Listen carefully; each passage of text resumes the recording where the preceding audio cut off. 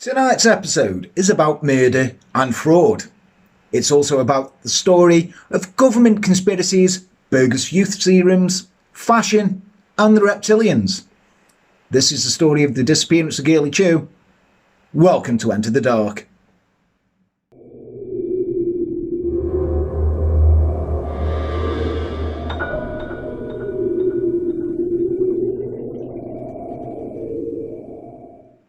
Hello and welcome to Enter the Dark. Behold our faces. Yes, this is because a couple of you said, oh, we'd like to see your faces and see your reactions.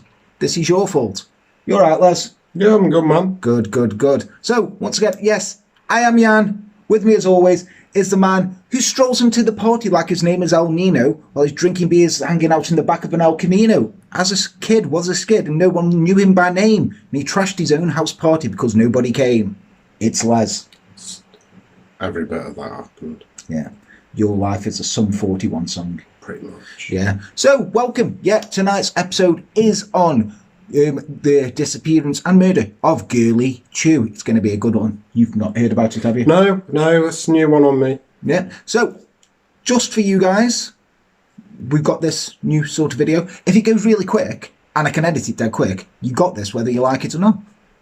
So, book it. But yeah, I'm going to read our patrons. You don't see this usually because I've got my book. Our patrons. We have Hannah Blue Harrington, Amanda Champagne, Astoria Crowley, Amy Emma and Jet Coleman, Sasha Johnson, Lisa Dempsey, Marie T. Jensen, Casey the Cannibal, Misty Day, Becky Louise, Izzy from the Clink, Jules Henderson, James Hennington, Mr. Crow, Richard Veccarelli, Michelle Hudson, and Alicia Lou Allen. Welcome to the family, everyone. If you do want to get your name read out there or choose something for us to do and get free shit offers, go to www.patreon.com/enterthedark. And you can pledge to us and make us your bitches, basically. So let's jump into this one. So then, Les. Right. Are you ready for this? We got Reptilians coming in this. Reptilians? Yeah, the Reptilians. So, the person at the centre of this story is a diminutive conman, he's really small, with a weirdly high-pitched voice named Diazian Hossencofft. That's the best kind of conman. What, high-pitched voice? Yeah, and being tiny as well. Yeah. So yeah, he convinced people that he was a 10,000-year-old alien working as the last line of defence against the Reptilians.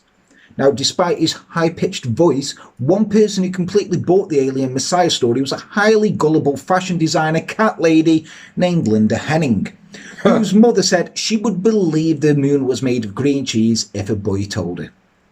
What a dick. It's a bit of a dick, isn't it, really, Yeah. It's clearly not made of cheese. Especially green, because it's not green. No, it's like an off-white. Yep. So anyway, according to the police, these two people committed a brutal murder. To this day, we don't know the details of all of it, right? All we know is that way too much of Girly's blood was found for her to still be alive, right? So, however, it is possible that there was a third person involved. Okay, and he was an anti-government conspiracy nut named Bill Miller. This has got it all, hasn't it? It has. I mean, to be honest, an anti-government conspiracy nut named Bill Miller, he'd just be he'd just be a Trump supporter, wouldn't he? Yeah. He would have been like storming the Capitol building. Comes off as a bit of an Alex Jones type. Yeah, I mean, I'd be surprised if Alex Jones doesn't think he's a 10,000-year-old alien who's defending us against reptilians and gay frogs. Because, the water's making frogs gay. The water's... Yeah, that was hilarious. Apparently, it was changing their sex. It was changing, yeah, but it's not turning them gay. It's not turning them gay, no. It's just changing the sex, because some frogs can do that. Like Jurassic Park. Yeah. Jurassic Park. So let's start with the life, okay, of so-called mastermind Diazian Hossencofft, a.k.a. Armand Chavez, a.k.a. Hoss. Du hast. No, Hoss, as in Hoss. I just wanted to say So, he was born in Houston in 1965 as Armand Chavez. Diazian's family soon moved to Phoenix, where he had a relatively normal childhood, but when he was in high school, he suffered a severe head injury. They always do, don't they? Yeah. How did that happen? I'm not sure. I'm going to say a stray frisbee hit him and he fell out of a tree. Sounds legit. I mean, could happen. So, the following the injury, he transformed from a normal teenager into a complete sociopath. Now, head injuries, they are very common in serial killers, and head injury equals change in personality forever towards usually the negative. I don't know, have you ever heard of a head injury that's gone to the positive? No. I haven't either.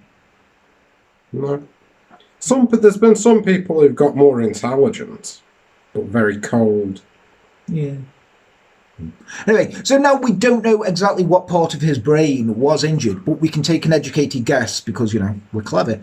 And we can guess that it was either the amygdala, the frontal lobe, or both. So, Les, doctor time for you. Doctor time. Doctor time.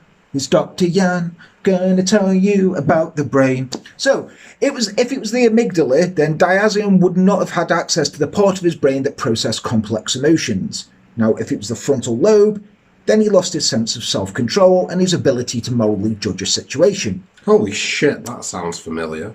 I was going to say, it sounds a bit like you, that does. And if both of these regions were effectively turned off through injury, then you've got someone who has a high chance of becoming a sociopath. Now, Diazian graduated from college with a bachelor's degree in chemistry. But when he started applying to medical schools, he found that not a single one wanted him, and anytime anyone brought this up to him, he would get extremely angry with them. Because you can imagine it, can't you? Like, So, how's medical school going? Not one of them will let me in! He's got a high-pitched voice, you see. Yeah, and he's tiny. He's such a small man. Such a small. So this was according to his first wife, Rosemary Guerrero, who also said that she caught her husband in the bathtub drawing his own blood multiple times. Yes. Yeah. Not like she went in and he was shooting up. He was just like, just putting blood. What are you doing? Drawing blood? Why? I'm in the bath. Get out. Kind of the opposite of that guy with the yogurt pots. Oh, Richard Chase? Yeah. Yeah, because he loved putting blood into yogurt pots. I mean, he's just... I don't know if he was drawing... It'd be weird if he drew blood into... No, it's not the opposite, is it? He's putting blood into a yogurt pot and then drinking it. He's drawing blood. He's drawing blood, but he's It's not the opposite then, is he? Getting blood. Yeah, Getting blood. He's drawing his own blood, not other people's blood. Yeah, but it's not the opposite though, is it? You said... But Richard Chase wanted more blood. He clearly wants less. It's because Richard Chase's blood was being poisoned by battery acid. You could have put them two together. Be like, here you go, Rich. Yeah, but I don't think Richard Chase had the money, as we'll find out. So nobody knows exactly what the blood drawing was all about. Because I ain't got a fucking clue. But we will find out later he believed in his own brilliance regardless of what medical schools said. And if medical schools weren't going to take him, then he was going to do medicine his own way. DIY medicine, y'all. That's what the doctor from The Simpsons. Yeah, Dr. Nick Riviera. He is kind of a bit like Dr. Nick Riviera. I mean, if Dr. Nick Riviera was going to be someone, it was going to be a Diazian Hossencofft. So, he soon started taking the blood of others, and Diazian decided to try murder for the first time. As we all do, It's like, what are you going to do today? Oh, taken enough blood. Let's try murder for the first time. Let's have a murder. Yeah, let's have a bit of murder. So, in 1998... No.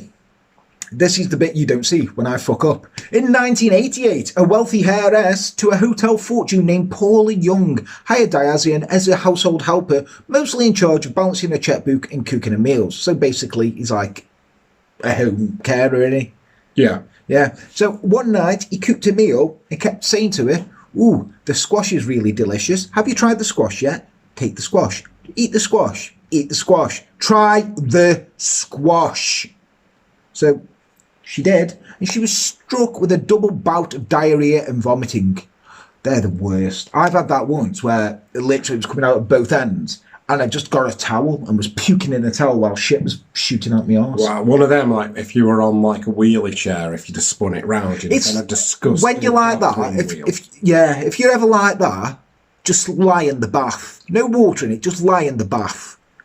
just shit, puke in the back. You just get a shower after.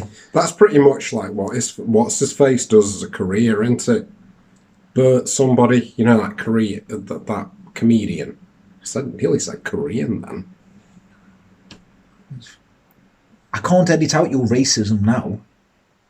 They'll see you for what you are now. Yeah. But you know the one, Bert. No. Who's...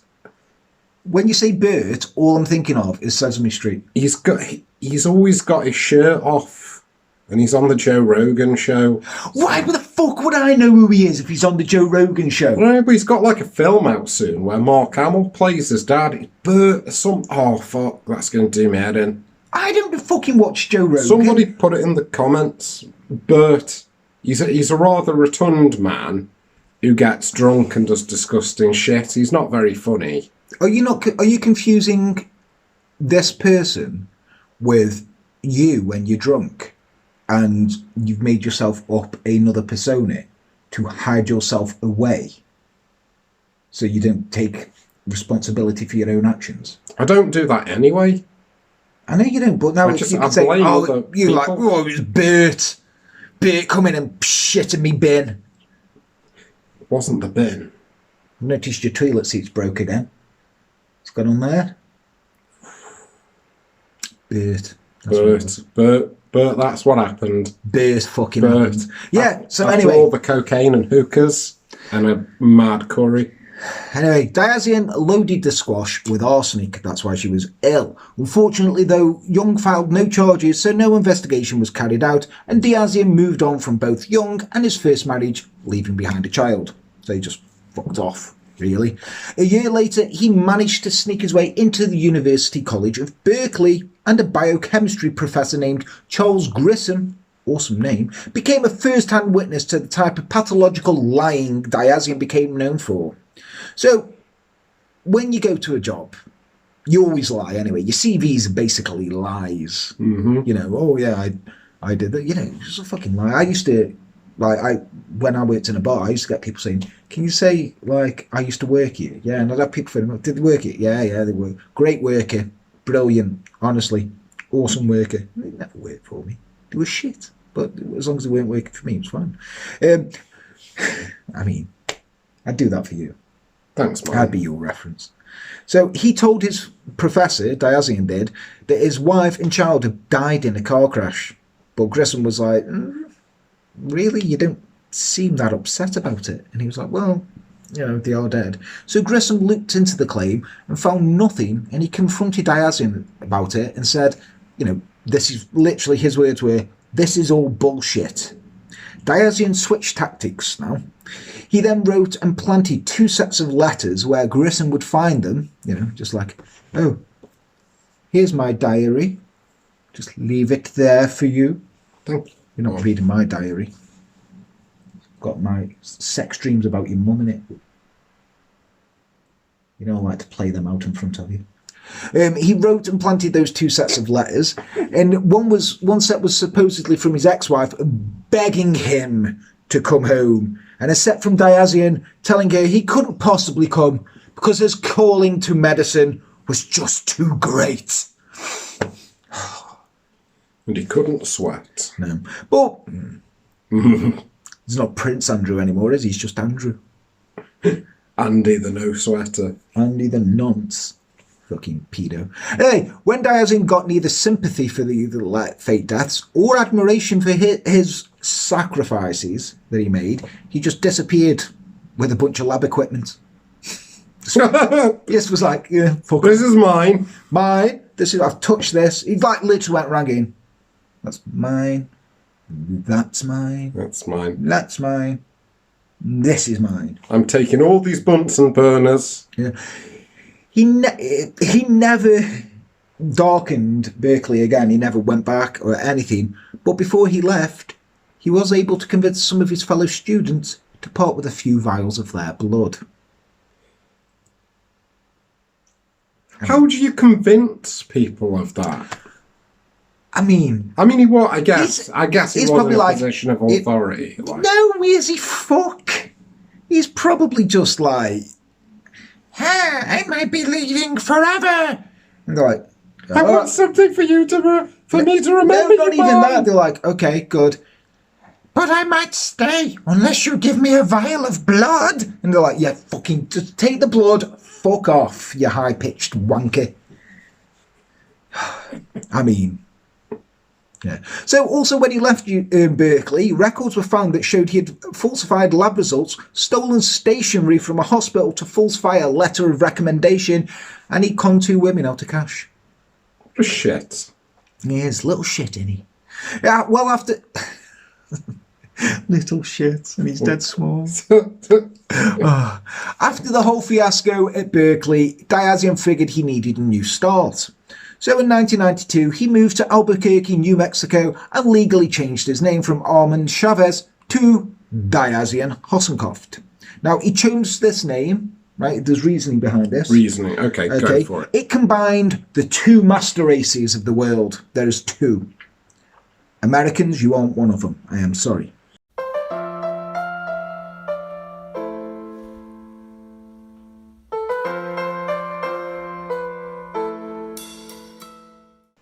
So after his arrival in New Mexico, Diazian spotted a personal ad in an Albuquerque newspaper that was placed by a 72-year-old heiress named Sunny Blake, who was looking for a lover.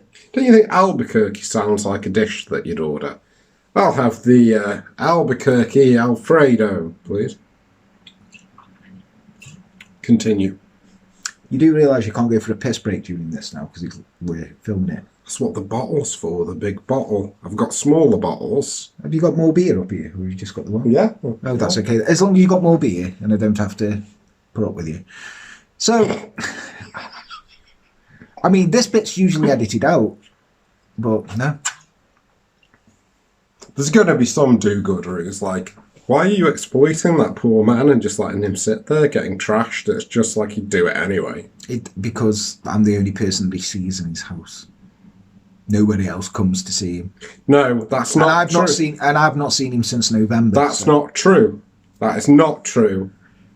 There's the hookers. Was the hookers. He says hookers. He doesn't pay them. They're just women. But that's insight into Leslie's mind for you. So yeah, Sunny Blake, she was looking for a lover. She'd been diagnosed with breast cancer and was looking for a little bit of comfort at the end of her life. So it's absolutely fine. Yeah, that's fine. No, that's cool. It's cool. Bless her. So he told Sunny Blake that he was a cutting-edge geneticist who had cracked the cancer cure and could also reverse aging. Crack the cancer cure! And I can reverse your aging. Ha ha. Well, because Sunny Blake was desperate to live, she not only bought the bogus science, but also these bullshit stories when it came to his daughter. She died in a car crash, and that he was going to use his dead child's hair to recreate her in a laboratory from scratch. Yeah, she believed him. I mean, it sounds feasible. This small man with a high-pitched voice, like, I'll be your lover in your end of life. By the way, I can cure your cancer, make you look younger. I'm going to recreate my daughter from nothing, apart from her hair. In a laboratory, no less. I mean, I think she was like, oh, no, I don't believe him. And when he said laboratory, I'm like, oh, yeah, I remember that. How cynical. Ooh, laboratory, eh? He has property. So, when he told her the only way she could... Hang on. This is what we have put up with. It's the main ambulance route. And the police route. What a dead people. Yeah, so when he told her the only way she could get the youth serum was if she let him transfer his own blood into her body, she believed him and let him do it. Don't do that. He would draw blood in front of her and then inject his hot blood into it. That was until the cancer caused Sunny's breast to swell several times its normal size. Eventually, her son convinced her to go to a real doctor who told her, you've got 6 months to live. You should have come here a lot fucking sooner. Shit, that's harsh. Yeah. So by the time Blake died in early 1996, Hossencofft had conned her out of $500,000. Plus, though, bigger breasts, and she got to see Jurassic Park. She did get to see Jurassic Park. Well, she might not. She might not have been like, I don't want to see that. Dinosaurs. I'm not into dinosaurs. Not everyone likes dinosaurs, Les. Well, those, you know what I say to those people. Fuck off. Anyway, it lasted 3 years. Okay, the entire little affair thing. And during this time, he was pulling the same scam on several other women. So a lot of women knew what Diazian was doing and believed he was saving them. But one person who had no idea of any of this going on until it was way too late was Hossencofft's second wife, Girly Chew. Now, she was originally from Malaysia and later told the FBI that she met Diazian Hossencofft through a pen pal magazine. However, a friend maintained that the two met at SeaWorld while Girly was travelling through America in 1992. Now, according to her friends, she was like an innocent, beautiful woman who was just kind to everybody that she met. She wasn't gullible, but was trusting, and pretty soon after she and Diazian met, she fell under his spell and came to visit him in Albuquerque. Now, from Girly's point of view, Diazian had money and he had an impressive resume, as he would send it to people and take copies out with him to show people what he'd accomplished. Because that's what you do. Here you go. Here's my CV. You're like, hey, nice to meet you. Here's my CV. You don't fucking do that, do you? They met at SeaWorld, so he clearly likes animals. Yeah, and he went, here you go. Here's my CV. It's my CV. It's the dolphins doing the thing. Dolphins are awful bastards, aren't they? They are. They stick the dicks into the dolphins' blowholes so they suffocate. They get high off like blowfish as well. Yeah, I know. Kind of like that. There's like some dolphins just getting baked. I don't like how they smile all the time, though. Can't trust them. It's because they're sociopaths. Yeah. Anyway, the CV that he handed out, it was full of spelling mistakes and outlandish claims, such he was he was the head geneticist for the Human Genome Project. I don't think he was. He told her that he was raised in Switzerland by rich people who died and had left him a massive trust fund. But when they first met, he was going by the name of Armand Chavez. How's he going to get out of that? It's going to be a tough one, but I think his superior intellect will get him through. Like your superior intellect gets you through. Mm-hmm.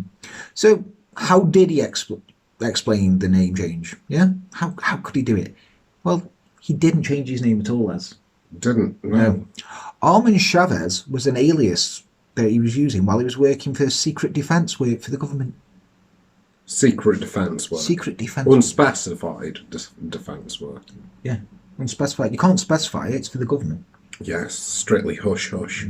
But when Girly arrived in Albuquerque in December of 1992, Diazian was waiting with a dazzling $7,000 engagement ring, and Girly married him less than 2 weeks after she arrived in America.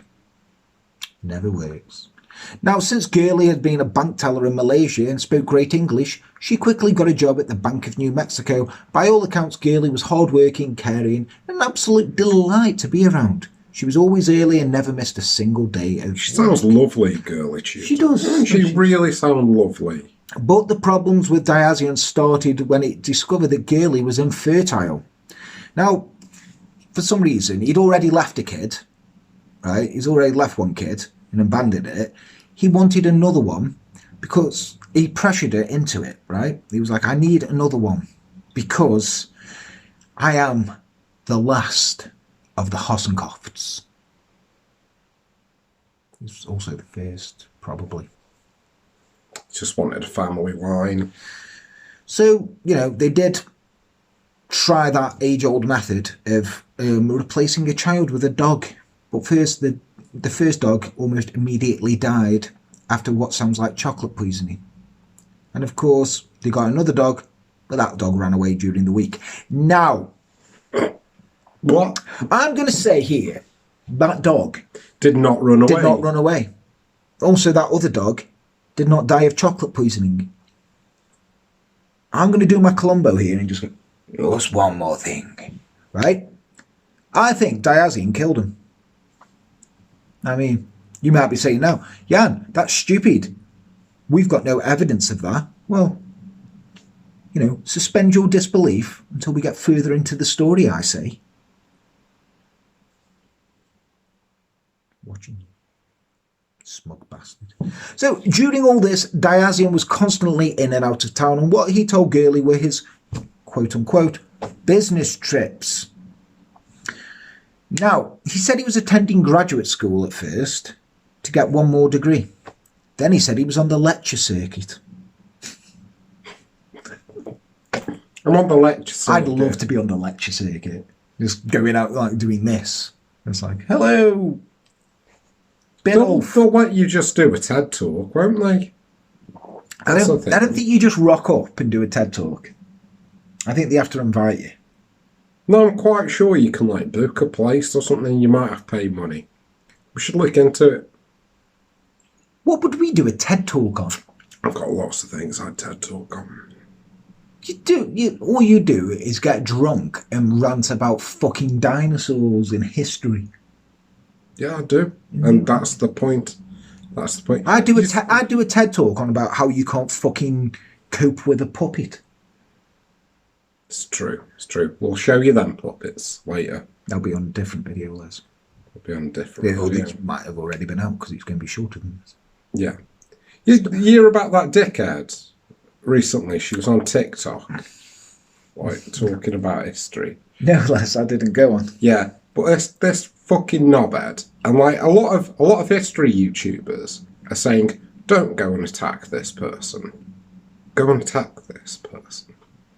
Because she believes that the Roman Empire didn't exist. Or a bellend. She reckons that it was like an ancient theme park akin to Disneyland. What? The entire Roman Empire was just Yeah, she legit believes this. And a lot of history YouTubers are like, leave her be, we're going to debunk her, but leave her be. I'm like, no, go fucking eviscerate that cunt. What an idiot. Also, you know as well, O.J. Simpson had a reality TV series called Juiced. Look it up. Why? I just did. It was like it was like this weird. Was this pre or post? Post. Innocence. Post. That was half of the. That was half of the gimmick of it.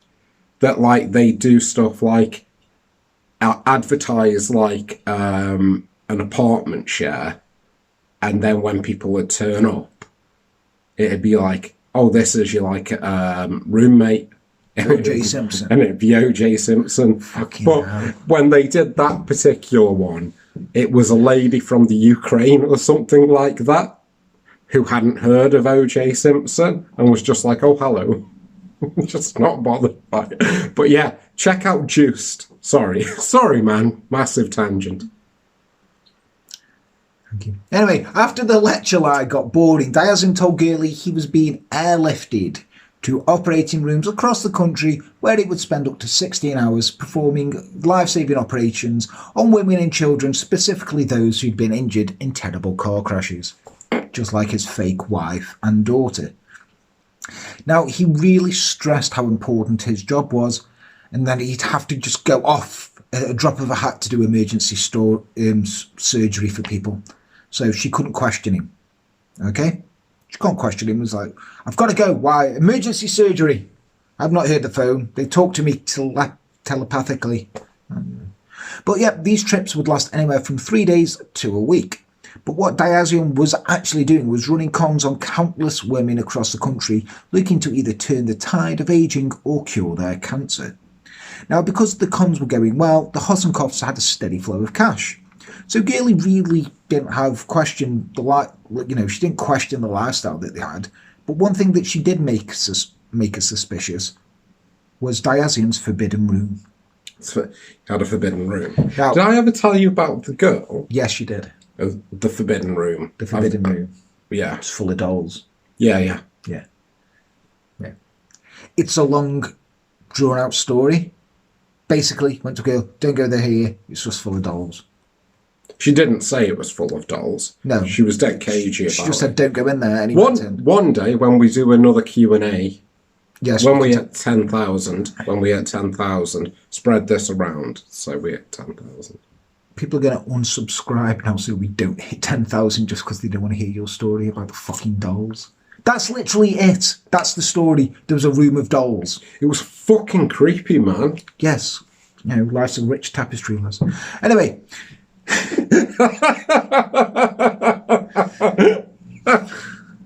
So that's the whole story. That's it. But yeah, his forbidden room. Any of you out there now, if your partner has a forbidden room, run. Just saying. Or check their receipts to see if we're been buying just leave. dolls. Just leave. So Diazian told anyone who stepped through their door that no one, not even his wife, was allowed into that room under any circumstances. He also refused to tell anyone what was in the forbidden room or what he was doing in there all day and all night. So if you don't want to raise awareness of this room, don't tell everyone who's fucking coming in about it. I mean, that would be a good thing, wouldn't it? Yeah. I imagine. Just don't tell people about it. So people close to Diazian figured it had something to do with his government work. Didn't do government work. Because much of it's secret, is he was supposed to be tended to come up in quiet conversation a bit. So, it's secret, but he'd be like, oh yeah, so I do secret government work, No. Okay. Yes. Can't talk about it then. Oh, okay. But I'm doing this, though. But I do life-saving surgery at the drop of a hat on women and children who've been in car accidents. Okay. I can't talk about it. Okay. You don't like when you get that one person who's like, oh, got drunk at the weekend. Not you. Yeah. You get drunk and it's fucking very, rarely sober. But yeah, like got drunk. Oh yeah, what happened? Oh, I can't really talk about it. All right, fine. Yeah, but this bird, right? It's like, fuck off. That person who's like with you all night, and you just like, I'm gonna fucking bottle them. If they don't go away, and then whoever you're with is like, don't bottle them, please. Yeah, please. And it's just like, I'm gonna fucking bottle them. So his neighbours also knew that there was something strange going on with Diazian Hossencofft besides the forbidden room, because Pedro Tirado had lived next door to the Hossencofft since 1992, and when Hossencofft met him and his wife, he bowed to them and went, hello, and he said, you really fucking did that? He said, hello, I graduated from the University of Japan when I was just 12 years old. He followed this up with a lie, telling his neighbours he only had 6 months to live. And this was the beginning of his leukemia scam. Oh, we've moved on to leukemia. He's moved on to leukemia now, yeah. But the downside of this lie was when the Tirado saw him 6 months later, 6 months, come, it's gone. They said, well, what? He's still alive, what's going on? So, after 3 years, they asked him, they said, well, what's going on with this leukemia? Thought you'd be dead. I think they just didn't like him. They were like, well, he's fucking hanging on, isn't he? He looks well. You look well. You look well for having leukemia. Said, what's going on then? And he said a doctor friend of his had given him an experimental leukemia treatment, which gave him at least another 5 years to live. But despite his leukemia, Diazian still wanted kids, and about 6 months into his marriage with Girly, on the day that Diazian showed up after a trip to Mexico, he had a 6-month-old Asian child. Wow. That was a miracle cure. Now, Diazian told his wife the child was a Mexican orphan, despite the fact that the child was obviously Asian, and would grow up to be obviously Asian. And there was no doubt in the world this child was Asian. It was a Mexican orphan. The truth was the child was actually Diazian's biological son, but this was all part of another scam.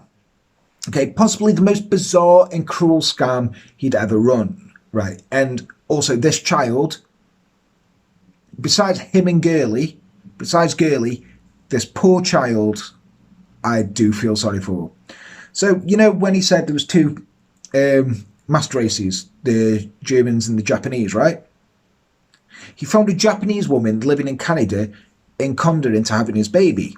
Then once the baby was born, he convinced the woman that the child was suffering from a rare genetic disease and he was the only person in the world who could keep him alive. And since Diazian supposedly had the treatment, she brought the baby to Mexico City, handed the child to Diazian and never saw him again. Fucking hell, this man. So he turned up with the child and told Girly he adopted this Mexican baby and his name was Dimitri.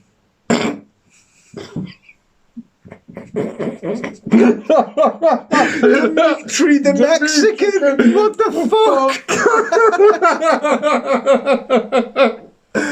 Yeah, so...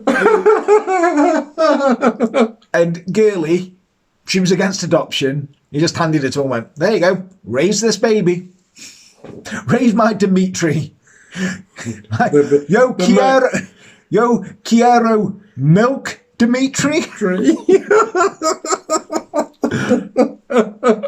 Motherfucker. Right, see, look, you've got to think now. Girly Chew sitting there. He's turned up with this baby that's obviously Asian, saying it's a Mexican orphan. She's like, the fuck? And he's like, yeah, this is Dimitri.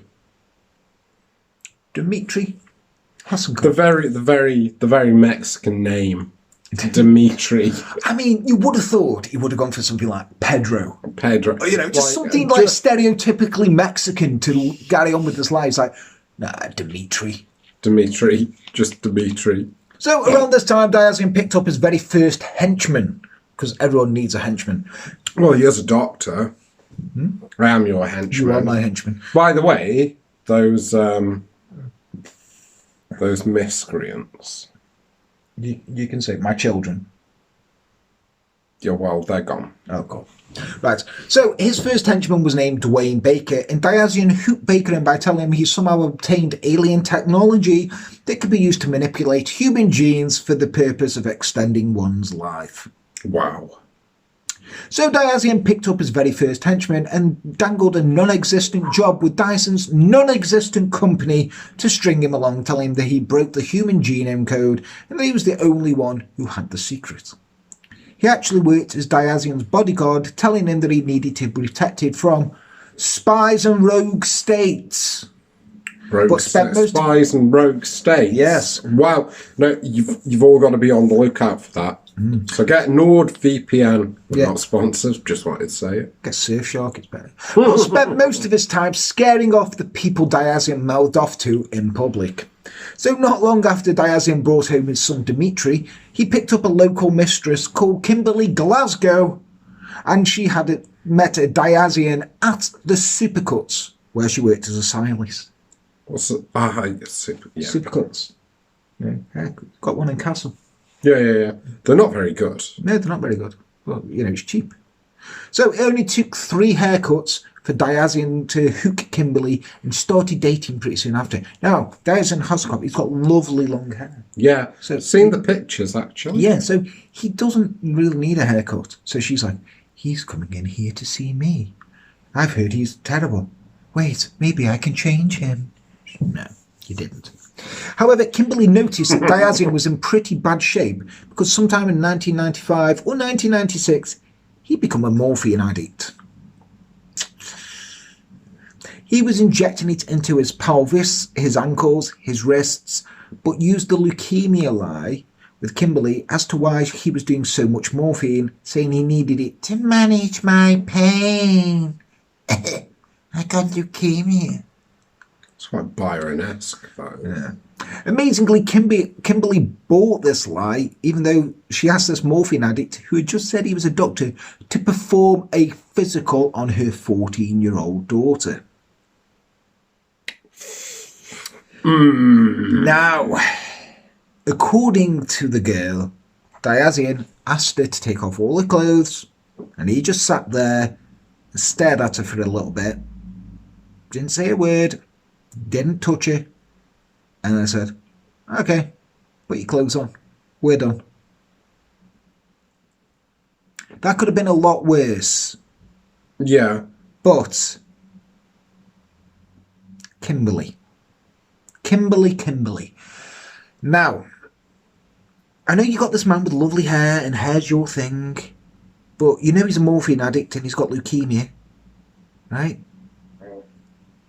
Let's not let him physically check your 14-year-old daughter. It's not cool. But still, that wasn't enough for Kimberly to get rid of him. Because, you know, she thinks we're okay. She even kept him around after Diazian took the blood of Kimberly's 10 and 12-year-old sons without her permission.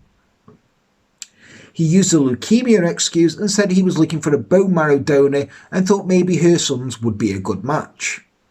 But this wasn't the only weird shit he was going on or saying on any one night. He told Kimberly, just in casual conversation, "Hey, I can make your body disappear by putting you in a bath of acid." Because that's what you say on a date. That's probably what you say on a date, to be honest. You'd be surprised how successful. Oh, actually, you'd be like, "So, what do you think of the Byzantine Empire?" And they'd be like, Byzantine. "I don't give a fuck what he says." Byzantium was the thing. Oh yeah, who gives a fuck what it says anyway? See how argumentative Historians. This date would be over now. You've sat here, you've drunk 4 beers, you haven't even offered me a drink. Prick. I made you a cup of tea in my big mug. There's a new mug that is as well, isn't it? That is a new mug. Is that my mug now when I come round? You can use that mug when you come round. It took 2 tea bags. I made that with love. With love and a spoon. What he means is he jizzed in it first. So, put my cock right in there. I mean, that's why he's got a big cock now. Yeah. But even after all of this shit... Makes wanking more interesting. It does. But, is that a blister or is it cum? Anyway, even after all this, Kimberly didn't leave him. The only thing that worked was the appearance of Girly Chew. Girly showed up at Supercuts one day looking terrified and told Kimberly that Diazian was a married man. She wanted the affair to be over, but when she was terrified of Diazian, and she told Kimberly, "Do not tell him that I contacted you, because if you do, he will kill me." Now, Diazian had started physically abusing Girly after months of verbal abuse, and Girly had realised that her life was in danger. And her fears were well founded because when Kimberly told him that she knew he was married, he tried to lie his way out of it for a while until he finally admitted, "Yeah, I am married." He asked how she knew, and keeping her promise to Girly, in all fairness to Kimberly, she didn't say Girly knew, she said someone had told her in the salon. Kimberly then said he got this look in his eye, and he said, "I think I know who it is." Got the rape eyes there. And then went straight home to Girly. He pulled her through the house by her hair, punched her in the face multiple times, and pulled a dresser down upon top of her. A dresser? Fucking hell. Fucking heavy bastards they are, aren't they? Yeah. So the police were called by the neighbours after hearing Girly's screams, and he was arrested, but all charges were dropped and he didn't leave. So... Girly's still in the house. He's still in the house. With a dresser on top of her. No, this is just a domestic dispute. That's the thing, though, isn't it? Like, because she's not pressing charges, the police can't do shit. She's like, "No, it's all right. It's all right." It's like, is it though? Is it though? This must be like one of the hardest things. Like, if you are a policeman, you see this going on, and then they're like, "Yeah, I'm not pressing charges," and you're like, "I think you should." That is a bit of the law just everywhere, which I think it should be changed up, shouldn't it? Like, use your own initiative. It's like, I've come here, she's got a black eye, well, I don't or know. a dresser on top. You say of that, her. then Caroline Flack, she apparently hit her boyfriend with a lamp, and he didn't want press charges. And then the Crown prosecution went, "No, we're pressing charges anyway," and she killed herself. So, there you go. Got to look at both sides of the story, Les. Yeah, Not all threesomes and cocaine, my friend. Separates the wheat from the chaff. It does. Well, soon after this incident, Diazian found yet another woman to con. She was a 50-year-old woman from Aztec, New Mexico named Julie McGuire, and she'd met Hossencofft through an internet dating service. And as it was with each successive con, he upped the ante a little bit more with his backstory. He told Maguire that he had a bachelor's degree in biochemistry from Tokyo University, a master's in organometallic chemistry from Stanford, and a master's in genetic engineering from San Francisco University, and a PhD from Cornell, and a partridge in a pear tree. He told her that his father was German and his mother was Japanese, but he was from Switzerland. And when he spoke, he used a fake Japanese accent. Oh, Jesus Christ. Can you imagine it? He's just like, my father was German and my mother was Japanese. Hi. I was raised in Switzerland. Just fucking... And you told me off for being racist. Hey, that was just a fake Japanese accent. You just said Korean. I accidentally said Korean. I meant something else. It's just a Freudian slip. We all know what you meant, Les. We all knew what you meant. However, the ultimate story was that he claimed that his company had discovered how to manipulate human cells to stop the aging process. Diazian took it even further when he brought his son Dmitri up to Aztec for a visit. He said that Dmitri was one of 12 boys engineered by the NSA, and he was in charge of one of the 12 because he had level 22 security clearance. Fucking casual. But Dmitri kept saying one word over and over again. Girly. Girly. When Maguire asked what girly meant, Hossencofft played it off by saying, well, you see... Oh, yeah, hang on, just fake Japanese, isn't he? Well, you see, girly was name of top secret NSA project that had cremated Dmitri. Hey. With Maguire believing all of his bullshit, he ramped it up another gear. One night, him and Maguire were on their way to the casino. He started weaving a tale of alien invasion and secret wars fought in plain sight. Fucking Alex Jones. Secret Wars. Yeah. But not like as fun as Marvel. No. Secret Wars. He said that there was a secret base on the dark side of the moon built and operated by evil aliens.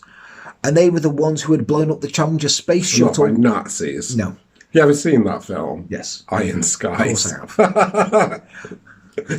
And they were the ones who had blown up the Challenger space shuttle because the real purpose of the Challenger was to participate in a joint operation with the good aliens who were trying to save humanity. And the reason he knew all this was because he was half alien. Now, at this point, any sane person would have kicked the little weirdo out of the moving car. But luckily for Hossencofft, Julie Maguire said she'd had an alien encounter. And when she told him, he said, I already knew. That was lucky, wasn't it? Because he said he already knew because she had an implant on the bridge of her nose. But thankfully, it was put there by the good aliens. What I love is how he came up with that out on the fly. Because like me, I'd be like, she's just out weirded me there. Yeah. And that implant meant that Maguire was one of the chosen few who would be allowed to leave Earth before the evil aliens attacked, and she would have been taken to Colorado Springs when the time was right and put onto a spaceship where she would meet her alien-assigned mate, and they would live happily ever after. Alien-assigned mate. So by this time, those two were having a sexual relationship, and Maguire said Hossencofft made love like a boy. Like a boy. Sort of. Oh, you got boobies? You have boobies. And when he ejaculated, he didn't make a sound. Not even a... He just went... See, that there is a red flag, isn't it? I mean... There's a lot of red flags in his story. There's a lot, but that in particular. Yeah. But luckily, she wasn't in this for the sex. She was using Hossencofft to get her hands on the youth serum. She was playing him, you see. She was playing him. She's a smart woman, she is. You can tell. However, Diazian knew what she was doing and made it seem like she was getting the deal of a lifetime. He told her that for that week, the youth serum was 90% off. 90%? Normally, Les, it was $32,000. How much was it at this 90%? She'd be getting it, Les, for the low, low price of $3,200. Oh my god, $3,200? Yes, he would take out the blood and then he would mix it with the youth serum and then re-inject her blood back into her body. Oh my god, it is the deal of the century. But, Les, the only downside of this was these injections would have to take place over a series of 6 years. 6 years? Only 6 years? So that's $32,000. That's $3,200 over a period of 6 years each month. Each month? It is a deal. But presumably the $3,200 wasn't enough because in January of 1999, Hossencofft called Maguire in a manufactured panic. He said, right, the government has found out that I've given you the discounted youth serum, and also the discount was a discount on a discount. So the real cost of the serum is $1.8 million, and if I don't give the government $1.8 million, they're going to kill me. Oh my god, the plot thickens. Yeah, well, this was a stupid amount of money to ask for because she owned a motel in Aztec, New Mexico. Now, the penny kind of dropped here because she was like, this story seems a little bit fishy. Youth serums don't cost $1.8 million. She asked a friend who actually worked in the NSA. Okay. Right? Because she had a friend. She had a friend who worked in the NSA, and she asked him about Hossencofft's story. The friend said to her, I've got no fucking clue what you're talking about with this level 22 security clearance bullshit. Level 22 security clearance doesn't fucking exist. But even though she debunked the NSA story, she still believed that he had a youth serum and he was possibly half alien. And he even managed to add a little intrigue by saying the NSA was trying to kill Dimitri because the 12 children of Project Girly were becoming too advanced, and this group of 12 toddlers was poised to take over the world. And all these stories were usually told over the phone at 3 a.m. after Diazian had drank a bottle of whiskey. Continue. Yes, because now he was a alien. Where are you going? Wait for a wee. I told you no. One moment. This.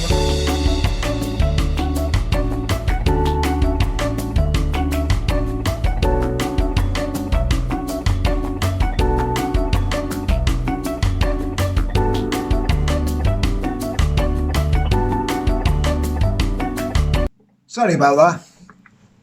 I told you to go for a wee before we left. You needed a wee too. Yeah, but how could I help it? Right, so by now, Maguire had seen through all of the bullshit, but she was concerned for Dimitri. At one point, she'd gone to Hossencofft's house and she'd found that the bathroom containers were just covered in blood, and there were needles sitting around the house filled with what looked to be more blood. Also, Hossencofft's physical well-being was deteriorating and he was covered in track marks. He had a hole the size of a quarter at the bend of his right arm, and Dimitri was covered in bruises and his rectum was all swollen up, and he had a big red rash on his penis because he hadn't been looked after. At 3 years old, he was still wearing... Oh, for fuck's sake. What are you laughing at now? What's funny about that child being neglected? Oh shit, that was the child. Yes, Les, that was the child. I thought it was Hossencofft. He's just got the fucking track marks in a hole in his arm. It's just the way, like you said, like the penis, and then, I'm so sorry, folks. No, that is awful. That is awful. Awful. You're the reason we don't get sponsors, Les. That and nobody likes us. So, at 3 years old... Nobody likes us when we do a 10,000. I mean, Charles Manson had a family. At 3 years old, he was still wearing diapers, and he couldn't... But I don't. You don't. No, well, you had a family, but, you ate them. You were right, Jay. At 3 years old, he was still wearing diapers, and he couldn't talk properly, and would just repeat what was ever said to him. Bit like Les. When Maguire gave Dimitri a much-needed bath, she'd found track marks between his toes because Diazian had been drawing blood from his own son. Now, you're probably asking now, why isn't Girly concerned about this strange woman bathing her son that she didn't want because she didn't agree with adoption? but she was infertile. So, can't have it both ways, Girly. Oof. Ooh. You can't. Ooh. But this was because after what Girly had found out, she left Diazian and was in hiding. Now, Girly started getting phone calls from women who'd been conned by her husband. The first phone call came from a woman who worked for the Russian embassy in Washington, D.C. She said Diazian had scammed her and stolen both her and her daughter's passport. So, after getting this call, Girly Chew decided to finally see what the fuck was in the forbidden room. Bet it wasn't dolls. Yeah. Now, at this point, it wasn't a problem because Diazian was so fucked up, like on morphine and whiskey. He was drinking like a quart of whiskey a day. He forgot to lock the door. Fucking lightweight. like a quart bottle of whiskey, like the Jack Daniels bottles, a quart. Yeah. One of them a day, while on morphine, conning all these women out of hundreds of thousands of dollars. Fucking casual. You sit there drinking a fucking Budweiser. You can't even do your washing up. I did that before you fucking came. Seriously. I spent the day with my daughter and still did my washing up. I spent the day with my daughter. I did my washing up. I fucking did my washing up. I put away my fucking laundry. I wanted this place to be nice for you. I have not seen you in so long. It's been like 2 months, hasn't it? It's been 2 months, and you come here and you tell people that I've not done my dishes. Well, I am hurt, and that you weren't offered a drink, and I made you a cup of tea in the big mug. Do you want me to get the puppets out? Not yet. Right, be quiet. So, see what I've got to put up with. You See. Are you quite finished now? I'm just hurt. Go drink your feelings away. So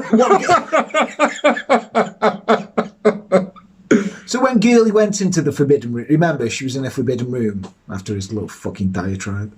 She found everything inside that confirmed his suspicions. It wasn't just emails to other women claiming all sorts of other bullshit, and she also found a restraining order that outlined Diazian's career as a scammer, and the order cited, among other things, Diazian's 4 social security numbers, his long history of impersonating a researcher, and his predilection for drawing blood. Soon after she discovered this, Diazian made his first attempt on his wife's life. He told her, by the way, tomorrow morning before you go to work, can you just go down to the Hyatt Hotel and pick up a menu from the restaurant for me, please? And she was like, well, yeah, that's out of my way. And he was like, yeah, could you do it for me? And he was like, yeah.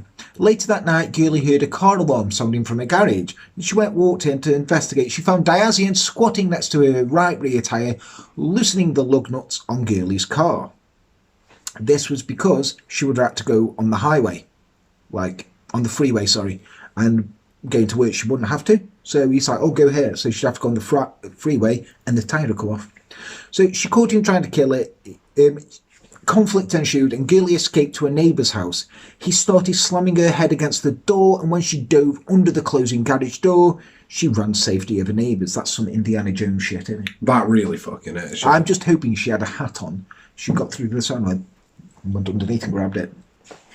She left him that night, and by February of 1999, Girly Chew had a restraining order which Diazian violated no less than 3 times to tell her, you're going to be dead soon and no one's going to find your body. Probably not the best way to violate a restraining order. No. What you do is you tell them you love them, and then they're like, okay, we'll talk. And then you kill them. I didn't say that. Okay, well, sorry, for you. I love you. Okay, we'll talk. You're pregnant. Happened once. Twice. You got 2 children, Liz. Dude, don't I? Yeah. Now Girly was no longer in the picture. He realised that she would soon be filing for divorce, which was the last thing that Hossencofft needed. However, this wasn't just because he had any actual feelings for her. It's rather he didn't want to lose a bit of his scam money that he'd spent years saving up. And if his finances were aired in divorce court, then his schemes would be a matter of public record, thereby making future schemes much more difficult. It was around this time that Diazian met a woman at a David Icke Reptilian Awareness Symposium named Linda Henning. And it was this woman that Diazian found a mark who was right for the increasingly ridiculous storyline that Diazian had been building throughout his time as a conman. No relation to Kurt Henning. No, but meeting somebody at a David Icke Reptilian Awareness Symposium, there is something quite romantic about that. There is. He does well though, doesn't he, David Icke? David Icke, I mean... There's something about David Icke where it's all clearly fucking a bit crazy, but then he'll say something and you're just like... Yeah. Mm. So, a forensic psychiatrist who examined her in a competency hearing said that Henning was distrustful of anything conventional or ordinary, but would immediately believe anything outlandish or foolish, specifically because it was outside of mainstream thought. Basically, she's a Trump supporter. A QAnon thing, isn't she, really? Yeah. Before meeting Diazian, though, she worked as a lingerie model and been a fairly successful fashion designer in Albuquerque. So, she's a good-looking woman. Mm-hmm. She's a good-looking, lingerie model there. But all accounts, people who knew Linda, by all accounts, people who knew Linda Henning before she met Hossencofft said the strangest behaviour she ever exhibited was her obsession with Barbie dolls. Sure. Fucking secret room. Yeah, but she's got fucking secret room. Right, I love how that's the weirdest behaviour she's got. Even though she did believe in Freemason conspiracies and reptilian overlords. Like fucking Smithers with his Malibu Stacey's. It always comes back to the fucking Simpsons. Hello, Smithers. You're quite good at turning me on. Maybe you should ignore that. Even though that she had these beliefs, she was still a loving, caring and decent person by all accounts, and Linda's image of being a decent person was certainly what she projected to all the people at various UFO group meetups when she was part of loads of groups in Albuquerque. But everything changed that day when she met Diazian Hossencofft at the David Icke Symposium, hosted by David Icke himself at the University of New Mexico's Continuing Education Center. Did David Icke used to be a footballer? Yeah, he was a footballer, and then he was a sportscaster, and then he heard a voice saying that he was the second coming of Christ. Yeah, I know that. But and what was his football career like, though? I think it was a bit shit. Was he not good? I mean, he didn't play for Vale, so I don't care. Was he a better footballer than Vinnie Jones? I don't know. I'll compare. I'll have a look for you. So, Linda Henning sat at the University of New Mexico listening to all this bullshit at the David Icke Symposium, and she's just nodding along, going, yep, David Icke, he's the smartest fucker in the world, And who should she see nodding along as well? But Diazian Hossencofft. Now, we don't know what Diazian said to Linda, but within 2 weeks she'd left her fiancé, kicked him out of the house, and moved and pulled in Diazian Hossencofft. He's a bit of a Chad, isn't he, Hossencofft? I mean, I think he's too small to be a Chad.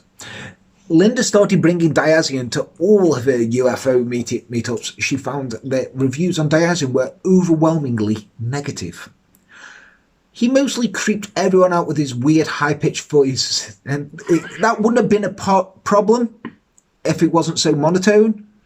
And even that wouldn't have been so bad if he wasn't using that voice to go on and on and on and on about how he was dying of leukemia. Yeah, he's still doing the leukemia thing. So he's that grift. Yeah, so he's like, yes. I am dying of leukemia. Sorry, that's my leukemia. But most of the people at the UFO meetups, the last straw came when Diazian revealed that he was a 10,000-year-old alien geneticist from the Giga planet who had the inside track on when the aliens would be poisoning the world's potable water. Giga planet. The Giga planet. It's not even... I mean, that's a bit more creative than... What was it? Planet X. Planet X, yeah. Do you remember that bullshit? That was another one. That's within this realm, isn't it? This bullshit realm. Yeah. Well, according to Diazian, the only people who would survive were the ones who were inside the vortexes, and these vortices were located in Colorado Springs, Laramie, Wyoming, and Charleston, South Carolina, as the only way to survive the upcoming alien poison water wars. The alien... Hold on. They're poisoning the water. So you have to be in these vortexes to be protected. How's that work, though? Fucking cat. I don't know, ask David Icke. But as much as the UFO group hated him, they said Linda was no less than euphoric in his presence and was walking on cloud nine with him.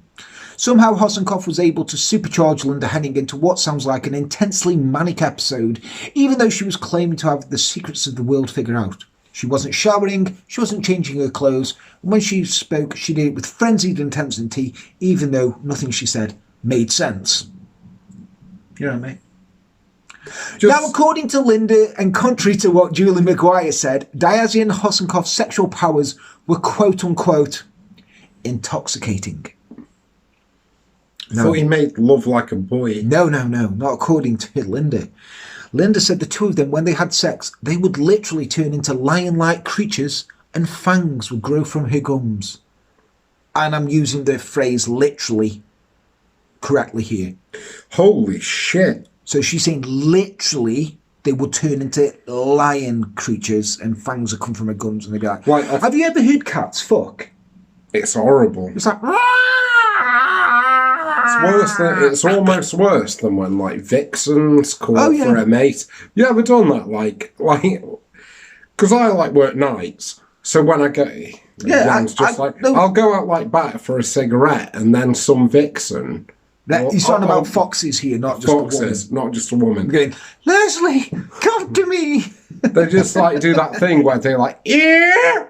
And you're just like, what the fuck? They sound like women screaming. Yeah. It's like, what the fuck? It's horrible. They were the best impressions of animals ever. They weren't they? Like, eh? I do like how you... That sounds like fucking Finding Bigfoot when they do Bigfoot calls. It's like knock on a tree. Fucking Bobo. It's one of them, Bobo. Finding Bigfoot. Yeah. It's great. You should check that out, guys, by the way. Finding Bigfoot is awesome. Fucking brilliant. Not as good as Mountain Man. Mountain Monsters. Is that when they were after the Mothman? Yeah. If you've not seen it, it's basically a bunch of fucking hillbillies chasing Bigfoot, Mothman, and everything. But they create like a little storyline, and it's so obviously fabricated. But they still say that that's like fucking real. Even though that 4-part episode where they got kidnapped. There was the man with the skull mask. Yeah. And that guy pissed himself because he was so scared. And some of them like pass out and end up... It's fucking beautiful. Mountain Men. Mountain Men. Is it Mountain Monsters? Mountain Monsters. I can't remember. It'll be here. We'll link in the description because it's brilliant. So yeah, it's hard to exactly say what Diazian actually wanted from Linda Henning at first, but what from prosecutors claimed what Diazian Hossencofft saw and Linda Henning was an assassin who could assist in getting rid of the woman he was about to put Diazian through a divorce. Girly Chew. So Henning and Hossencofft were the only people involved in the Reptilian conspiracy. Okay, the third member of their group was a man that Linda had met at one of her UFO groups before Diazian even came in. His name was Bill Miller, and his thing was government takeover conspiracies. QAnon. Now, his conspiracy beliefs were not something he aired publicly, but his neighbours described him as a kind-hearted, gentle giant, and not even his wife nor his 2 children knew anything about his actual convictions. They didn't know he believed in conspiracy theories, they didn't know he was going to these UFO meetups, they fucking literally knew nothing about this part of his life. But the people in Bill Miller's UFO group were well acquainted with what Bill Miller thought about the government. Now, he's the guy at the group who's handing out pamphlets that outline just how the government was at any point ready to remove everyone's civil liberties and herd all true patriots into concentration camps. Sound familiar? Now, Bill Miller was getting further and further into the conspiracy world, and he was planning on leaving Albuquerque as soon as possible. He told his wife that he didn't like the new neighbours and because they had a loud dog. But he told the UFO group that the government takeover was coming any day now, and he didn't want to be anywhere near a major city when it all went down. So, in their UFO group, Miller and Henning formed their own little clique, because Miller and Henning were constantly defending Hossencofft anytime someone openly accused him of being a fraud, which was quite often, really. And people had reason to suspect him because when Hossencofft was trying to convince someone that he was in fact a doctor with an impressive work history, he usually provided the 7-page resume that was supposed to prove all these claims. Although he's just carrying these 7 pages. 7 pages, like, around with him. Now, to anyone who gave it's like, yeah, nice. Now, anyone who gave this more than a cursory glance saw it was filled with typos, and every single one of his claims where he went to school, where he worked, was easily debunked with nothing more than a phone call. So you could literally just go, Diazian Hossencofft ever work here? No, never heard of him. Okay. A friend of Linda Henning did check up on these credentials, and when Linda contacted him saying, hey, I met an alien and he can cure both your brain tumour and your multiple sclerosis, so, you know, do you want it to help? So he got the typo-written resume that was supposedly given to Linda by a 10,000-year-old alien geneticist. He was like, I don't think so, Linda. I don't think so. But when the friend brought up the typos and the fraudulent credentials to Linda, she lost her fucking mind and told this guy that he'd exposed Hossencofft to his reptilian enemies at the NSA and the CIA. You fucking knob. Fucking just... And she said that because that's what Diazian would say when people would say, when he'd say to people, yeah, don't check up on anything on there because if you're going to check up on it, that's going to raise some red flags in the CIA and it's going to be able to find me and they're always looking for me and so is the NSA, so please don't check anything. Don't check. Don't check my lies. And the amount of time between meeting Hossencofft and the act that we'll come to was a total of 6 weeks. So this was really fucking quick. Yeah. Now, around this time, can you remember his bodyguard, Dwayne Baker? Oh, Dwayne Baker. Yeah. He'd showed up to retrieve some furniture that Hossencofft had been keeping at his house for him. Now, at this point, Girly was already gone, and Hossencofft had no idea where she was living. But Hossencofft was obsessed with finding her, and he asked Dwayne Baker if he'd help for old time's sake, and asked Baker to follow Girly home from work. And once he discovered where she lived, Hossencofft asked Baker if he wouldn't mind blowing up her car. Okay. Now, Dwayne said, yeah, don't worry, I'll do that for you, for old time's sake. But he just moved to Kansas. Now, Hossencofft was still running other scams while he was running scams on Miller and Henning, or at the very least, he was still running old scams that hadn't quite run their course. And it turned out that Julie Maguire was still trying to get her hands on the youth serum, even after she discovered the truth about both Project Girly and Diazian Hossencofft's marital status. Yes, she still thinks the youth serum is real. However, Julie's motivations weren't completely selfish. She was also still worried about Hossencofft's son Dimitri, because with Girly gone, nobody was taking care of this fucking kid, and he was literally sitting in his own filth in an apartment, hardly getting fed. Yeah, it's disgusting. I thought I was waiting for you to make a joke. No, because I realise who you're talking about now. Do you? At this point, Diazian was trying to get... Do you? At this point, Diazian was trying to get another family to adopt him, and he almost pulled it off in August of 1999, but the whole thing fell apart when Dimitri walked into his new family's house and attacked their 1-year-old daughter. Now, it's not this kid's fault. No, it's not this fucking kid's fault. Because he's been horrifically abused. First of all... neglected. And abused. And also, he's like, you're Mexican. And he's clearly not. No. So after that, Maguire took care of him for a very brief period, and when Hossencofft showed up to pick his kid up, Bill Miller was with him, and Hossencofft was talking pretty freely about his now ex-wife, and she was going to be dissected here very soon. It was around this time that Linda Henning started crossing paths with Girly Chew. Oh. Now, according to a friend of Linda's who testified against her at her trial, Hossencofft had convinced Linda that she was an alien queen. But the problem with being an alien queen was that she had to battle an evil, blood-drinking, shape-shifting reptilian queen in order to claim her royal title as Queen of the Earth and Mankind's Saviour. Do you think, like, Queen Elizabeth has had to do that? Ask David Icke. He says she's a lizard. But Go on. Queen Elizabeth's son, Which Andrew, one? The nonce. Andrew, is a nonce. He is.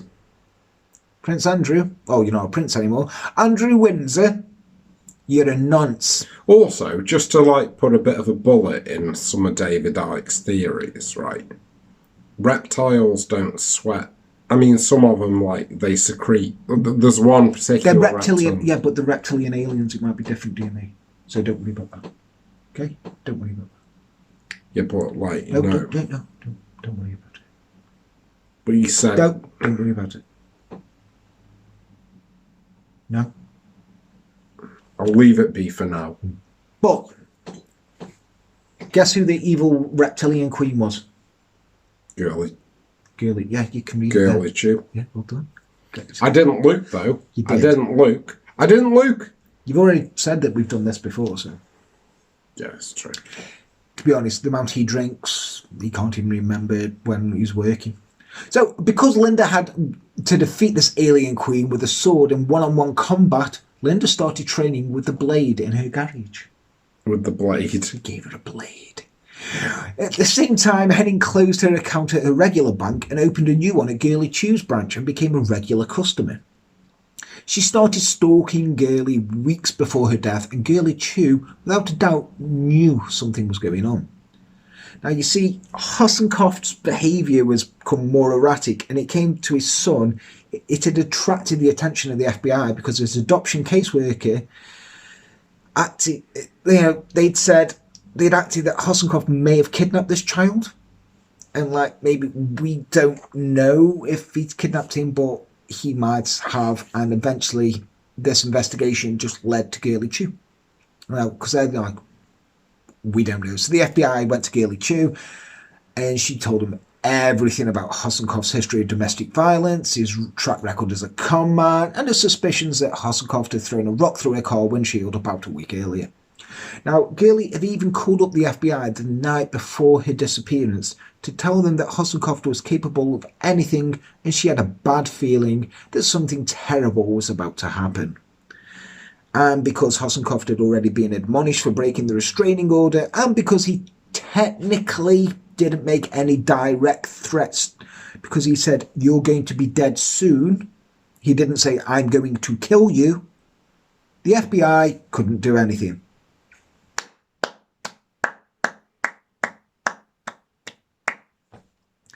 And since they didn't do anything at all, Girly Chew Hossencofft disappeared on September the 9th, 1999. But the problem we have here is we don't know how it went down or who was directly involved. So we've got a few little facts, and they're precious to us. So these might give us an idea of what happened. We also have what Diazian Hossencofft claims is the truth, although his testimony, you might say it's a little bit suspicious. What we do know for sure is that by the time September of 1999 rolled around, Miller and Henning had put their houses up for sale because they were all planning on moving to South Carolina together. It was their belief that when the clock struck midnight on January the 1st, the Y2K bug would plunge the world into chaos, and the government run by the Reptilians would declare martial law, because that's exactly what Y2K was designed to do in the first place. I miss Y2K. They were simpler times. Simpler time. You go on the internet, when they were like, don't forget to set your computer like forward a day on Y2K. your videos and DVD players, you had to change the clock on them. Also, that it kind of inspired Chris Jericho's whole gimmick. Y2J. Y2J. Yeah. Oh, break the walls down. Gotta live dead. Oh, yeah, man. He's so good. I still love Chris Jericho. Fozzy is shit, though. Fozzy is fucking awful. They really are. Although, everybody's like, you want to hear real hard rock? Go listen to Fozzy. It's like fucking Shine Down. Fuck off. Yeah, but his song in AEW that Fozzy sang, Judas, is really good. It's not really good. It's just good to sing along to when he comes out. It's a good song for that time. Just fuck it. Like, fuck off. It's like, the end of the day, there's only a couple of bands that do that style of music decent. And it's Creed and Allsbridge. My own prison. People really fucking shit on Creed, and they were fucking badass. Could have been dead on a Sunday morning, banging my head. Yeah. Fucking Tremonti. Tremonti is a good. He's a good. I know we said it before, but fucking Creed are fucking amazing. Creed are good. Fucking taking it back for Creed. Well, anyway, so the little reptilian group believed that the only way to survive was to move to Charleston, South Carolina, because that's where the vortexes were that were protected from the evil influence of the reptiles. But before they could leave Albuquerque, there was still the matter of Girly Chew. So on September the 9th, 1999, Hossencofft took a trip to a store called The Worlds of Knives. Literally. And he bought a ninja sword, and that's a ninja sword, not a samurai sword. By the way, that's because I'd just like to say it's a ninja sword because ninjas are assassins, much like Linda Hennig. So I've got to just drop in on this one. So for one, there's no such thing as a ninja sword. There fucking is. No, there There's isn't. a shorter sword. No, they're not. Ninja, right. You telling me ninjas don't exist? Ninjas exist. But let's break this down. Let's break this down. We haven't got time to break it down. No, okay. A ninja is a fucking assassin. Why are they going to have a specific fucking sword? They'll just use any fucking sword. They weren't like some secret fucking order. They were just people who fucking killed people. And also the term ninja is a bit like, it's not fucking accurate. Like shinobi, maybe, but not fucking ninja. This is more ninja fucking bullshit. Les. He's not playing fucking Mega Drive, is he? He probably fucking is, because if you're going to a fucking store and buying something that sells itself as a fucking ninja sword, you're a Mega Drive playing fucking more ninja It's not for him, it's for Linda to go on fucking battle Girly Chew. It's just how they sell. Anyway, that's a rant for a fucking another day. Like, other people have done it online. Oh, fuck's sake. Have you finished? I have. Check out Shadiversity. He does it, but I don't agree with his politics. He's a Mormon. Oh. He's a Mormon. How hilarious is that? There's a YouTuber who's a Mormon who's into like fucking weapons from antiquity, and he's got like a fucking thing on more ninjas. We all remember the ninja fucking Mormons. Yes, yeah, we all remember Jody. You do, yeah. Look at him, fucking PTSD. Fucking Hannah's rocking in a corner over there. Yeah. So anyway, there's going to be a freeze frame of this with just mad. It's not because I'm not editing anything. So he got a ninja sword. So shut up. Anyway, before Hossencofft brought a deadly weapon on the day, his wife was murdered. And even though a friend said that Hennig was trained to battle a reptilian queen specifically with a sword, that Hossencofft still claims that Hennig had nothing to do with the murder. So, even though he brought the sword for Hennig, and Hennig's friend said she was training with said sword to battle Reptilian Queen, she had nothing to do with it. And from what Hossencofft said, the real perpetrator was Bill Miller. Now, Hossencofft's story is that he told Bill Miller that all this business with Girly was getting out of hand and we had to do something about it. Well, according to Diazian, Bill was the one who offered the solution. Miller said he knew militia people who were experienced in black bag operations and they would be willing to kidnap and kill Girly just for the practice. Yeah, because They didn't get much practice doing black bag operations. According to Hossencofft's testimony in Linda Henning's trial, the militia that was run by Bill Miller kidnapped Girly Chew after work. After they kidnapped Girly, Diazian went in and cleaned up the crime scene, and Henning just stayed at home. But we know that Diazian was definitely at the apartment that night, because one of Girly's neighbours said that she saw Diazian wearing a pair of shorts walking into her apartment with every bit of his exposed skin painted black. It disturbed her so much that she had dreams that night of being terrorised by Hossencofft as the Stay Puft Marshmallow Man.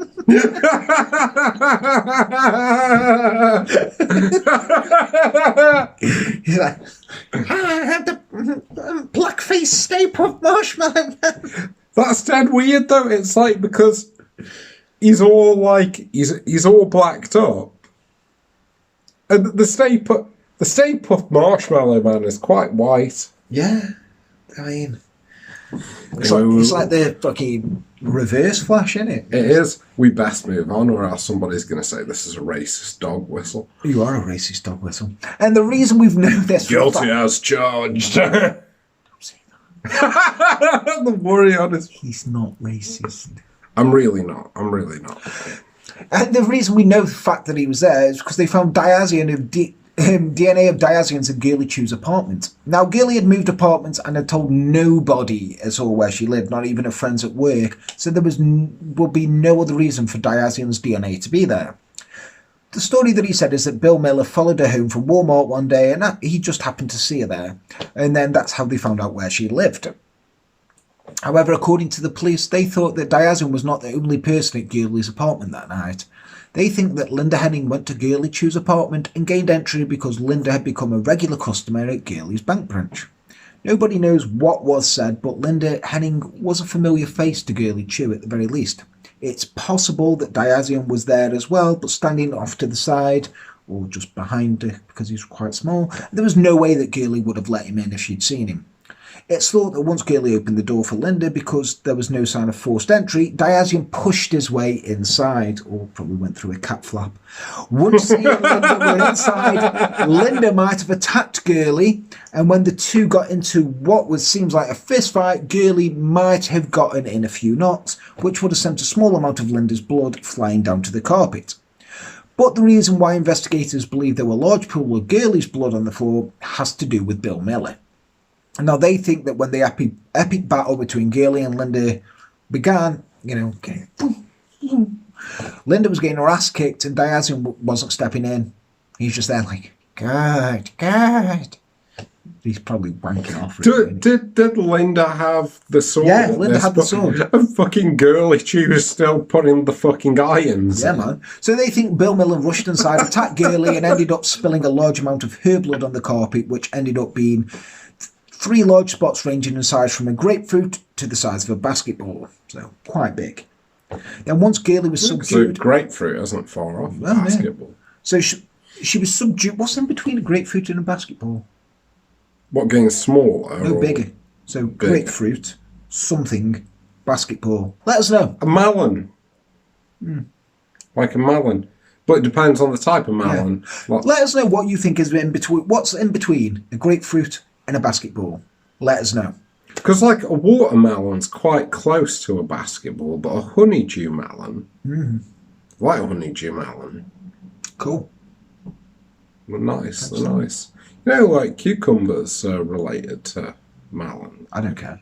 So once Girly was subdued, she was taken to another location where her body was possibly dissected with the ninja sword, and the parts were either buried in the desert or thrown down one of the hundreds of abandoned mines that litter the outskirts of Albuquerque.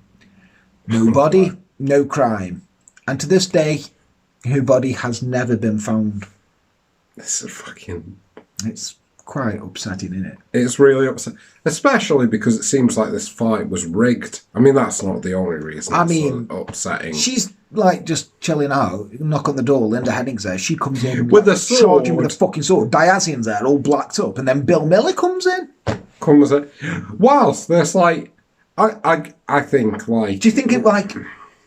Linda's getting her fucking head kicked in, she's like, Diazian, help me! And he's like this there, You cannot see me. If I was... I have faded into the darkness. I like to think that, like, Diazian was like, not only have I faded into the darkness, but you've got a fucking sword. Yeah. You've got a sword. What is going on? With the sword. Use the sword. Kill the reptilian queen. As fucking Girly Chew's hammering a head. I mean, Leatherhead's been training with it.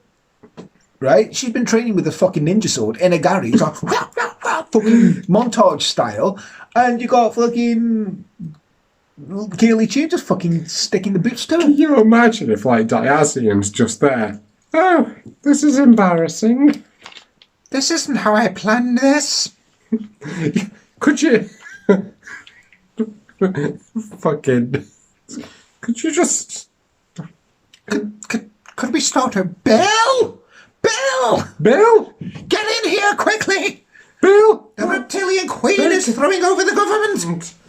So, when Girly didn't show up for work the next morning, her co-workers immediately called the police because Girly was never late for work, and she'd been telling her co-workers for months that if I haven't turned up for work, call the police because Diazian has done something to me. Here you go.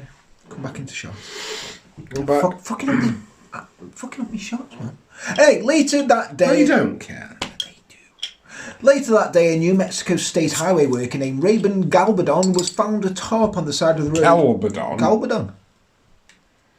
Sounds like a fucking Godzilla villain. He does, but, you know... Godzilla versus Galbadon. Listen, Raymond was doing something good here.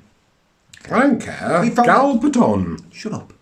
He found a tarp on the side of the road 90 miles south of Albuquerque that was covered in dried blood, human hair and clumps of duct tape. One specifically figured an 8-piece of duct tape that looked like it was used as handcuffs just 20 feet away from the tarp. And on that was a pile of blood-stained clothing a little bit further on. So, they're not very good at getting rid of the evidence, yeah.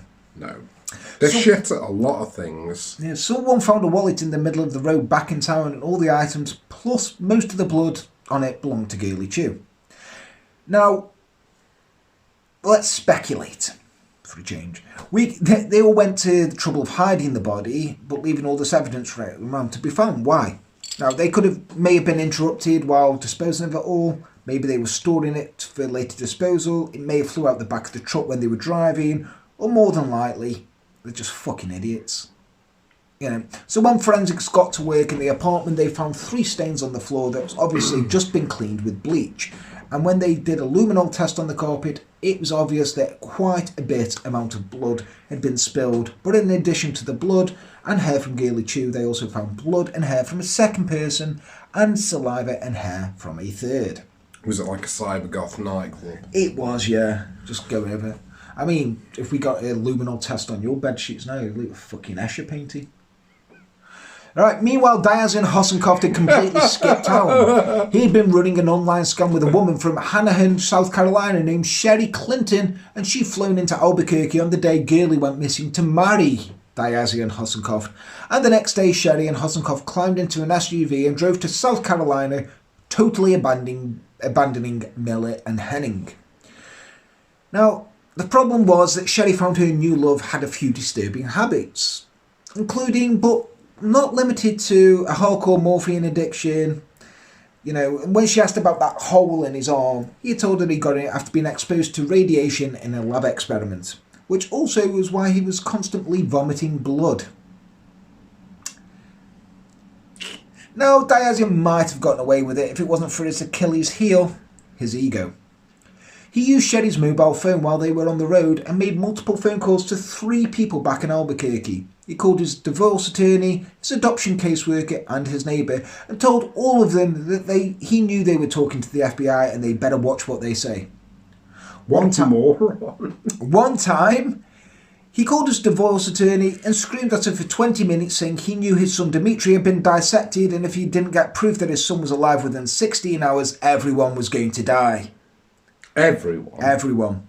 Because he made those calls, the FBI were easily able to track him down in South Carolina when they arrested him for making threatening phone calls across state lines, and they brought him back to New Mexico so they could try and figure out what the fuck had happened to Girly. I love that. He's like, we're arresting you. What for? He's like, oh, so many things. Like, making threatening phone calls across state lines. You fucking little weirdo. However, before they arrested Diazian, they had already started talking to Linda Henning. She claimed that she was just Diazian's carer, and that her first experience going over to Diazian's house was him opening the door and immediately vomiting blood. So she was like, I'll be your carer. I'm going to look after you. If I went to someone's house for the first time, they all went and vomiting blood, I'd be like, bye. Yeah, what the fuck's going on here? I don't know. I'd like to think I'd maybe sit him down and call an ambulance and just be like, never come here again. But she did say she met him and she felt so much sympathy for him that she immediately decided to be his nursemaid. Now that what she was doing was taking care of him and talking like full details about helping him to go to the bathroom and washing him. And she was only doing it out of the goodness of her own heart and everything like that. But instead of just talking about that, just talk about that, she focused on government paedophile sex slave rings. Oh, for fuck's sake. Now, they did let her go, but they only let her go after assigning a surveillance team because they knew she knew something. So, she's that far into this, instead of being like, oh yeah, I'm his carer. Government paedophile sex slave rings. They also interviewed Bill Miller, who, for someone who distrusted the deep state and was the head of a militia, showed his hand pretty damn quick. He said, you think a bloodhound can find a body that's buried 6 foot underground?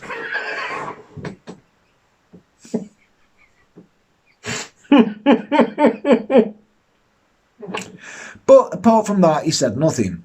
But on the day of Girly's disappearance, he'd accessed a safe deposit box that contained over $20,000 in cash and coins.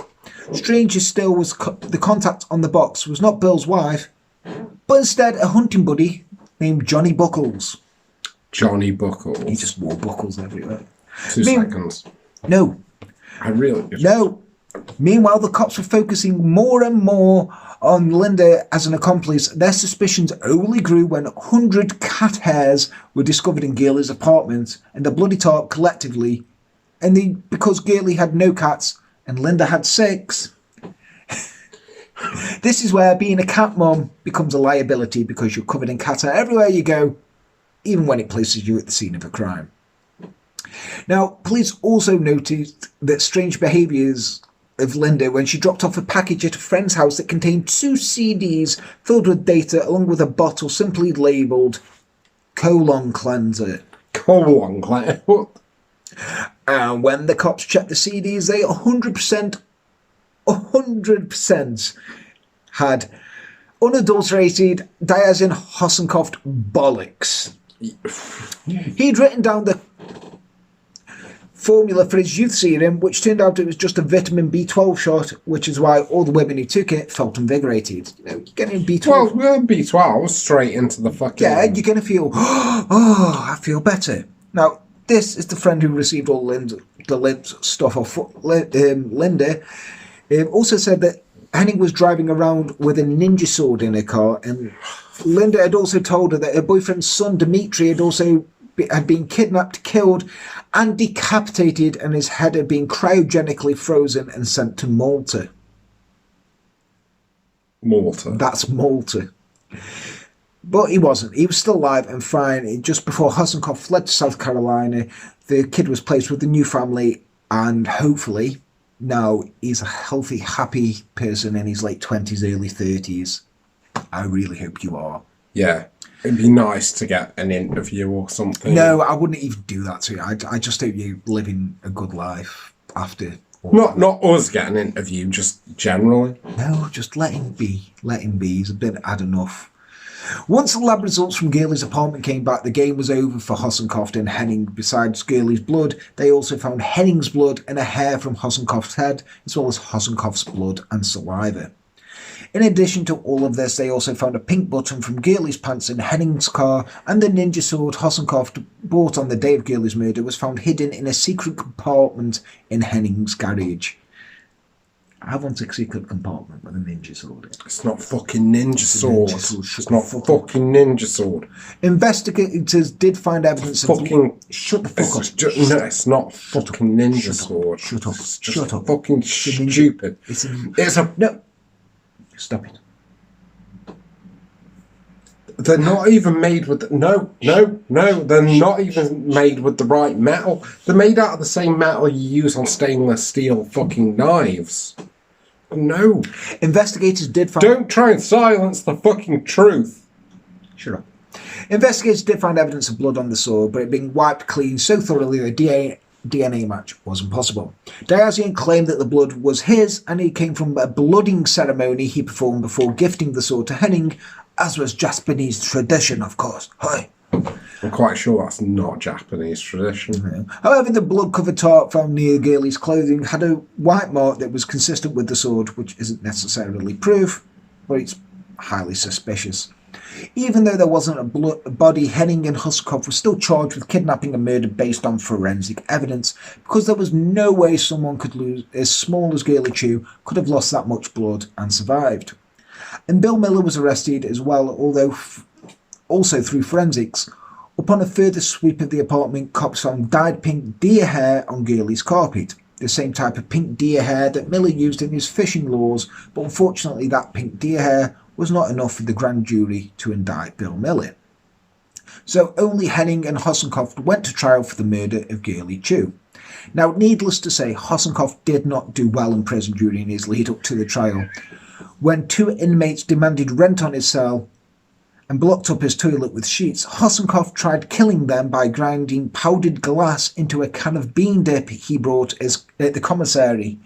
Thankfully, though, the prisoner was transferred before the plan could go into action, so he didn't go through with it. This guy. Yeah. But Diazian still found time to be cocky in prison and told everyone that he'd be out of prison in no time because he committed the perfect crime. And Linda Henning that would have been a horrible death. Yeah. And Linda Henning was also saying some weird things too. They both claimed that their arrest was a test from the High Council of the New World Order. This test was being done now to see if they were worthy of being inducted into the High Council. They claimed that the NWO was about to kill everyone on Earth except those with negative blood types, and this would be carried out by the Reptilians, who were working on the systematically poisoning all the drinking water in the world. Of course. And they both kept in contact all throughout their respective trials. Hossencofft wrote letters promising her that he didn't inform the High Council about her situation, and every letter they wrote was filled with unintelligible coded symbols. The Hossencofft wasn't the only one bragging. When Linda's cellmate asked what they'd really done with Girly, Linda pantomimed that she and Diazian had eaten her. She went on to say, "Girly is food, good spaghetti sauce, they won't find the body, little bitch got what she deserved." She then described the murder itself, saying that Bill Miller kidnapped Girly, took her to a house, tied her to a chair and murdered her. She also wasn't worried about Diazian because he had a foolproof plan to get out of prison. He was going to dress up like a lady, put on a wig and walk right out that front door.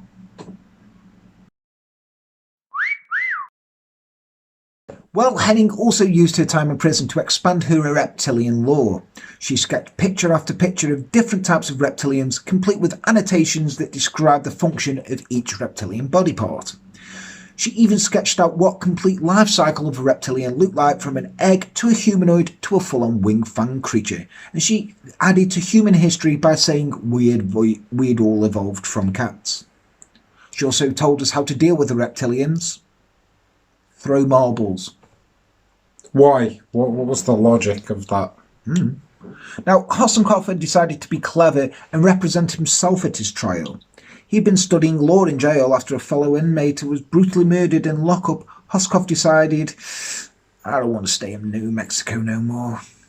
Now, what happened was that Hossencofft decided to snitch on his roommate, who was the head of a massive New Mexico gang.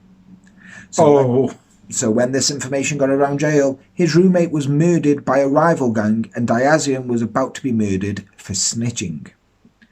So Diazian Hossencofft pled guilty to murder under the condition that he serve his sentence in Wyoming.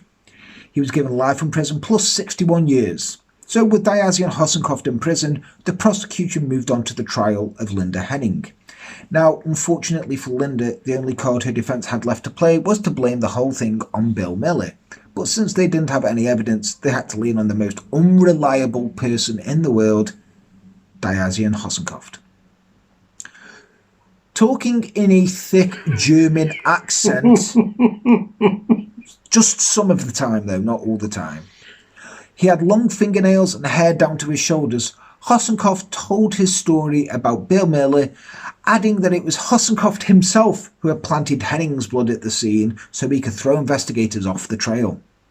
He said he had taken the blood and tried diluting it with some kind of acid, but he hadn't done it right. If he had, when the police tried to test it, they'd be like, "Oh no, we don't know whose this is," and kind of give up. But may come as no surprise that putting Hossencofft on the stand sunk the defence completely, and the jury came back with a charge of felony murder, which earned Linda a sentence of 73 years. The police do think that Bill Miller has something to do with the murder of Girly Chew, and I quote, "There is no way such a small man could have carried her body." And thus ends the ballad of Diazian Hossencofft. Les, what do you think of that one? That's the most mean sign-off ever to a case. So yeah, Diazian Hossencofft, he's in prison now. He's still spouting his bollocks. Linda Henning spouting bollocks. But it was a weird one, wasn't it? Do you think that Girly Chew was actually a reptilian queen? I mean, what would be weird was if all this was true. That would be weird. I think Girly Chew was a lovely lady. I do. Who was a bit of a badass. I think Girly Chew was a lovely lady who was just too trusting. And poor Dimitri. Yeah, poor Dimitri. If by any chance you are Dimitri Hossencofft and you've changed your name, you're watching this, I really hope you're okay. And don't bother to tell us. Just live your life. Live your life to the best, please. And be happy. I mean, Jesus Christ. That poor boy and that poor woman. But yeah, that was fucking ASO. Ninja sword reptilian. But yeah, I just love how Girly Chew was still. Oh yeah, somebody had to like fucking step in, like that fucking Bill Miller had to step in because she was a reptilian queen, lads. Reptilian queens know her shit. But yeah, thank you for joining us tonight. If you did like that, please leave a like and subscribe to us if you haven't already. 66.6% of you haven't. That's fucking metal, innit? 66.6%. Is that how many? Yes. Oh, fuck yeah. I want that down, to like 20%. Well, that's fucking metal as fuck at the moment. But yes, thank you for joining us. You can find us on Instagram, Facebook, Twitter. Email us at enterthedarkpodcast@gmail.com. Head to www.patreon.com/enterthedark if you do want to support us and help get these out quicker. Let us know what you thought about the video thing. If you want to go back to the pictures and shit, let us know. Yeah, this was a big test. It was a big test. Let us know. This was going to be the Christmas episode, but I got COVID. So, thanks. Don't get COVID, it's shit. It's really shit. Also, you did hallucinate. Like, tell them about your hallucination. I had a fever dream that I was being drowned in Funko Pops by the Young Bucks. Been a lot of wrestling references in this one. Yeah, but that was a fucking scary dream. But yes, I do know we've had a couple of people who've got COVID at the moment. Watchers on our channel, like Marie has had COVID. Oh yeah. Marie's got COVID, and a couple of others. I hope you're all okay, and guys, stay safe out there. But yes, I've been Jan. He's been Les. Thank you for joining us. Take care. Goodbye. Don't drink Diceman Stout. It tastes like Marmite. There you go.